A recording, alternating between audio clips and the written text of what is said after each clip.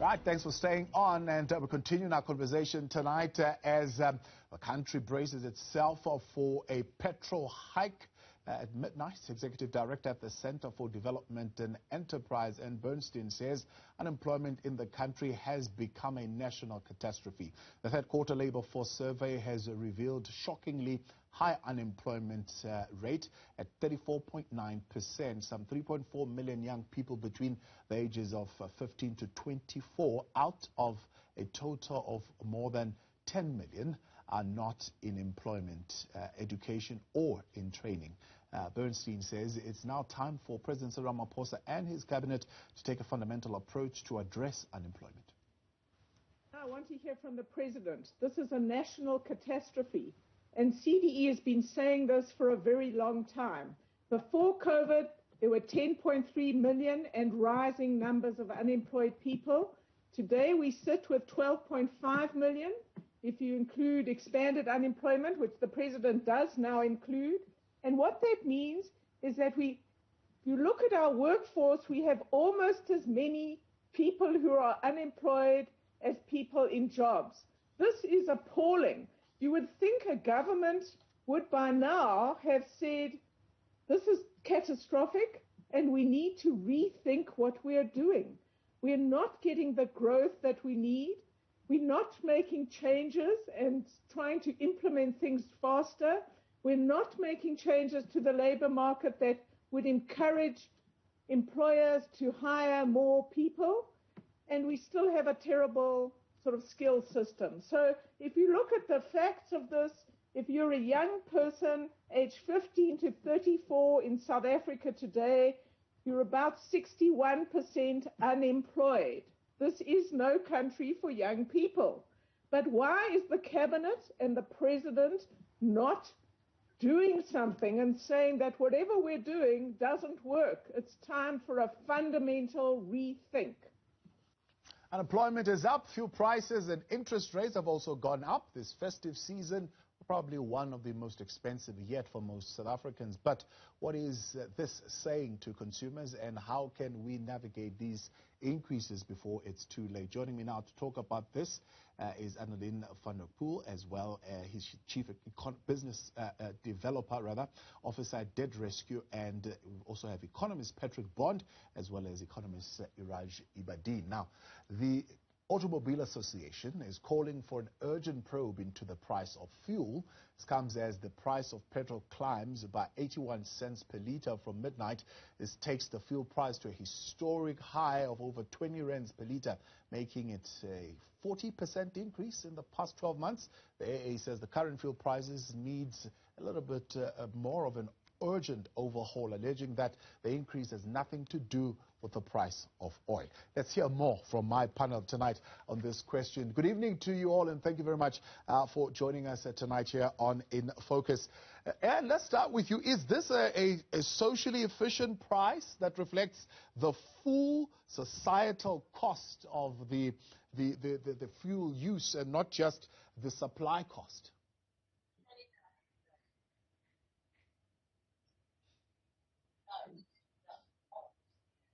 Hi, Anne, if you can hear me there.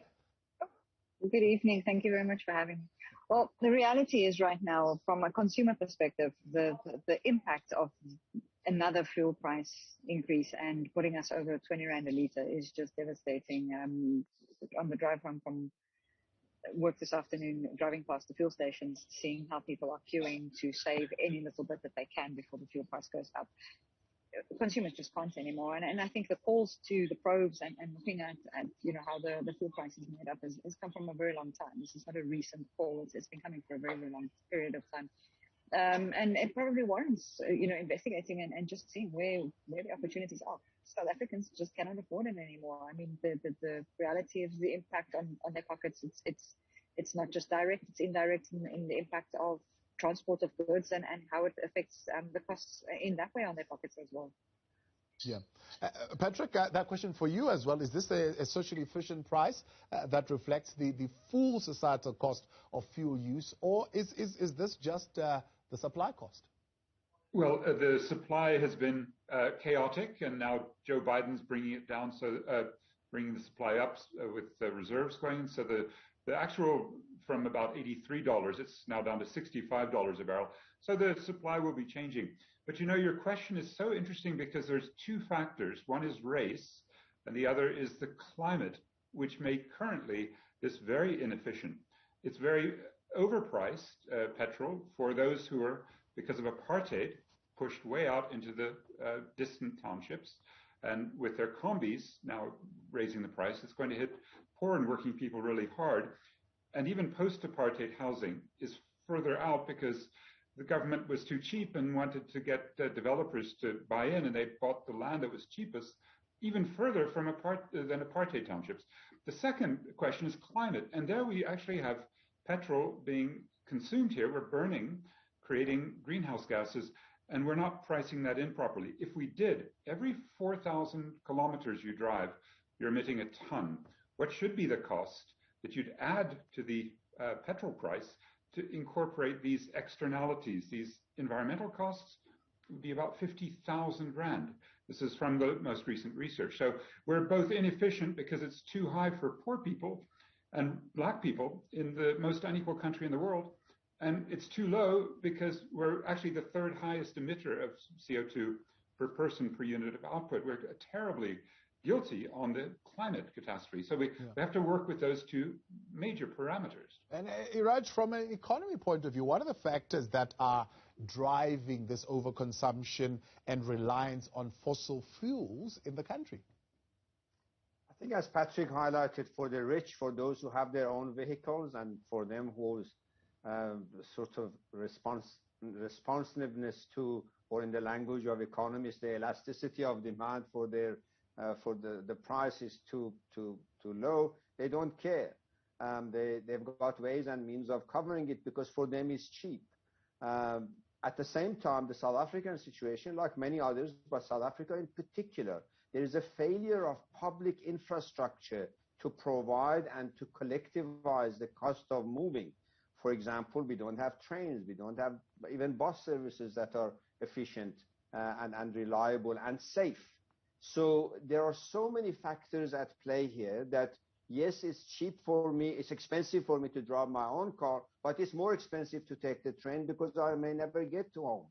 So because of the risk, because of the lack of security and reliability and so on. So we need to bring in, responding to your first question, are the prices reflecting the true cost of provision? The answer is absolutely not.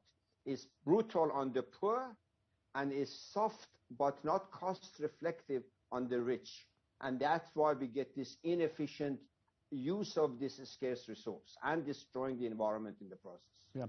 And Patrick, how much do we spend a year, do you think, in subsidizing fossil fuel prices to stave off unrest? You know, the more these prices keep going up, at some point, people are going to take to the streets. Well, then we saw how the powder keg can explode in July, didn't we? Yes, so that's a great question. And the International Monetary Fund issued a study on that in September. So they went around the world to look at both the explicit subsidies, and, you know, Eskom is very, very generous in its subsidies, say, to some of the big businesses, to BHP Billiton, South 32, they get cheapest electricity in the world, about 17 cents per kilowatt hour, about, you know, sort of an eighth of what you and I are paying. So we do have direct subsidies that are atrocious, and they reflect the minerals energy complex, the really wicked power structure we inherited from apartheid. But then there's the implicit, right? The fact that we're not doing enough to cover the environment. And that's where the IMF is getting more creative. And they're actually saying that we're doing about 800 billion rand a year. We have about a 5.5 trillion output. So a huge amount of that output is a kind of waste in the implicit, that is the failure to internalize these environmental costs. Now, what does that really mean? It means we should be thinking, for example, when I fly on SAA, a huge subsidy, that's about 1,000 rand per ticket, or if I'm on Gautrain, about 100 rand. And I don't really need those, and I'm an upper middle class academic. But it's where we fail to subsidize ordinary people in their transport over these apartheid or post-apartheid long distances, where good public policy should step in. We need this is called a just transition. We're talking about it from mining for the coal-fired power plants of Eskom. We definitely need to talk about it just the way Iraj said, it's so unfair for poor people and for black people that people like me are getting the benefits of these transport subsidies. And of course, considering what Patrick has just said, that this just transition is not something that will happen overnight, so there will be this delayed move to clean energy. What is it that consumers can do in the meantime to protect themselves either way from the cost of such heavy fossil fuel reliance? You know, and that's the difficulty that we're sitting with right now, because from the average consumer perspective, you have two very clear situations. They are either having to use their own transport, and switching over to more energy efficient is obviously very costly. It's still very early days in the kind of technology that's involved there. And the alternative is obviously using public transport. But as Iraj has said, I mean, in most cases, the public transport systems are not that reliable and not always that cheap and so forth. So from that perspective, it's really a case of sitting and looking at a practical level and saying, okay, plan my day, plan my month, plan my, everything I do. So in other words, if I am, having to take the kids to school, create a sort of, club where the kids can all group together and don't have 5 sets of parents or 4 sets of parents taking kids from the same area to the same school.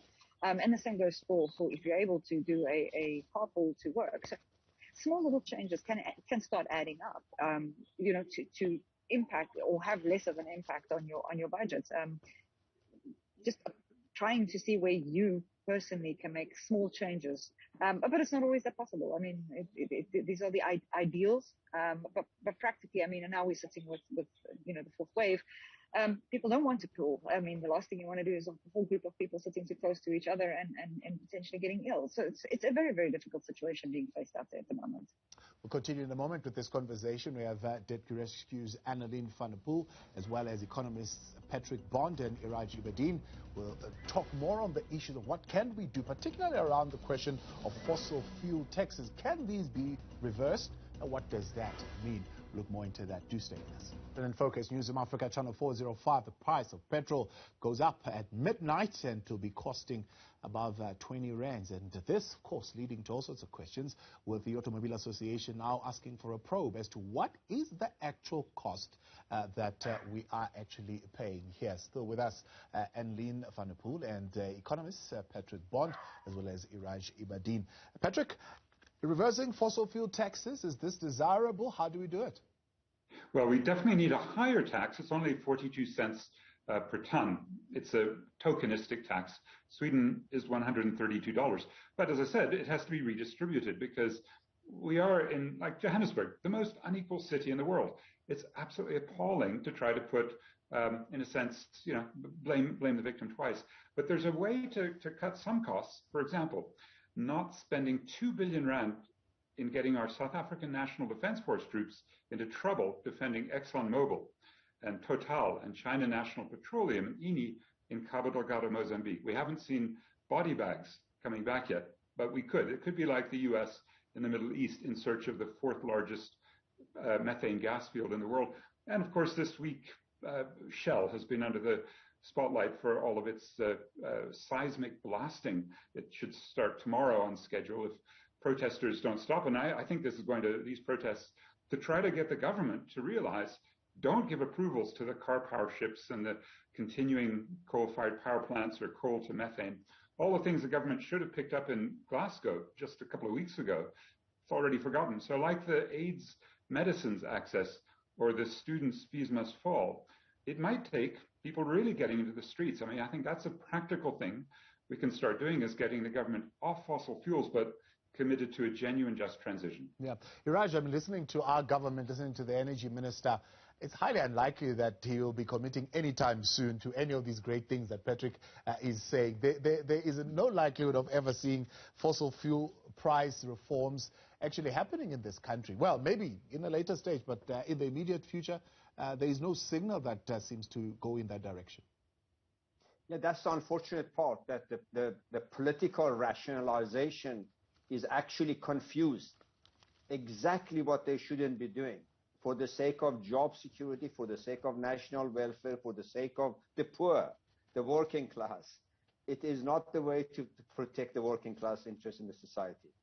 If we spend 1/5 of what we explicitly and implicitly subsidizing fossil fuel, we could generate 80% of the clean energy that the society needs and, wait for this, and create 5 times more jobs than the coal industry produce. And that work I've done is available and people can see, and others also have done it.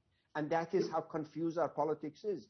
We can create more jobs, we can protect the environment, protect the poor, and yet, despite all this evidence, just to protect jobs in the coal industry, the minister keeps talking about clean oil, just transition, give us time, another 50 years, and complicate our life, and the price of petrol keep going up and up, causing more harm to the environment and harm to the poor. Annaline, of course, as South Africa is facing these many hikes and rising interest rates, are they turning to credit? And what are the patterns that you see? Well, indeed, absolutely. And it's by no other choice than absolute desperation. Obviously, we were entering into the festive season. We've just had our first bout of shopping expeditions with Black Friday and Cyber Monday, and now we're heading into the Christmas period, where obviously there's going to be a lot of lure out there. But not just that. The reality is it's been an incredibly long year. I mean, I think everybody thought 2020 was tough, but 2021 has really shown us how difficult a year can be. And people are tired, and they are really at a point where they're just going to go, we need a break. We really need to just take a bit of time. And with that comes, probably a bit of spending and family time where you can still do that. And it's extra expenses that you hadn't catered for. And then throw in the fact that a lot of people get paid earlier in December, around about the 15th. And the next paycheck is on late January. So it's the longest 6-7 weeks of your life between 2 paychecks. People are inevitably, if they're not going to plan well, or if they're already in very difficult financial situation, they're going to turn to credit, because it's going to be their lifeline that they need to look towards to put food on the table, and possibly even just, make a very difficult year feel a little bit better. Yeah. Patrick, you mentioned earlier on this intervention by the U.S. went to the other big guys and said, hey, fellas, let's release a little bit more into the system. It looks like they snubbed him and they didn't listen to him. What is this intervention by the U.S. really going to do, and is it going to bring any relief? Biden looked like the greatest hypocrite of all. That's the most interesting thing, because, they're trying to go to Glasgow, and after the Donald Trump climate denialism, they're trying to say from the United States, leave it to us, the biggest economy, the biggest capitalist power, and yet they're actually coming to grips with this amazing contradiction. It's simple. The capitalist economy is giving a massive incentive by raising the price from basically $20 a barrel about a year and a half ago to this 85. Now it's 65, but it's a great incentive for the likes of Shell to go to the Wild Coast and drill for methane, right? Prices on coal are similarly from about $40 now $230. So capitalism is basically saying to fossil fuel companies, go, dig, profit. And it's absolutely crazy. They'll take us over the cliff, which is why I think the one last point, because I think Iraj is right that, the carrot approach that you hope Ramaphosa or maybe the environment minister, Barbara Creasy, will say, well, in Glasgow, Gwede Mantashe, your energy minister, we were really told, and we were given some incentives to start this decarbonization. But it's not working, because car power ships, Shell, our troops in Cabo Delgado, they all show that our rulers are basically fossil addicted. So the only, let me say, a stick, the carrot's not working, the stick would be sanctions. The sanctions are called a carbon border adjustment mechanism. And they'll hit us from the European Union, the UK, and the US definitely in about a year, 2023 they begin. To me, that might be, unfortunately, what our rulers and our top capitalists, fossil capitalists, have to get into their head, that this is going to be very costly for us all. And working class people in these high carbon industries really should be organizing and making sure they get a good, just transition, that their jobs are somehow kept and redistributed in renewable energy or public transport, and that they actually don't lose benefits and the communities don't suffer. This is going to be I think, the struggle over the next year before these sanctions really, change the power balance. Yeah. Iraj, and finally, from your side, what will be the big global oil story, particularly looking at how erratic these prices have been, 30% hike at least in the last 12 months we've seen? I think that oddly enough, there isn't any shortage of oil globally. It's all geopolitics and market manipulation that leads to these type of spikes in the price. For example, the issue between Russia and Germany, as an example. And there are others that has the ban on Iran, on Libya, Venezuela, etc., etc. So it's not a shortage of fuel. If anything, the owners of petrol, they know, or oil, they know that their days are limited. They want to cash in as fast as they can. Consumers, especially the younger consumers globally, they are beginning to rise against the poor policies of their governments across the board. And I have more faith in the youth and their wisdom than political leaders who are, however you toss and turn it, they are captured by the big oil industry. They have been captured for decades. It's now more evident that they are under the thumb of the fossil fuel industry. And therefore, they are not thinking strategically to safeguard the benefits of the society, but the youth, and increasingly, I believe, the broader society is going to use its consumer power and political power to knock some sense into this otherwise nonsensical policy configuration that we have, as a result of which we see spikes, then we see the price going 20, then it goes to 80, 90, then it comes to 25. This has no market rationale at all. I appreciate you all, and thank you very much for joining us tonight for that conversation. Annaline van der Poel and two economists there, Patrick Bond and Iraj Abedian.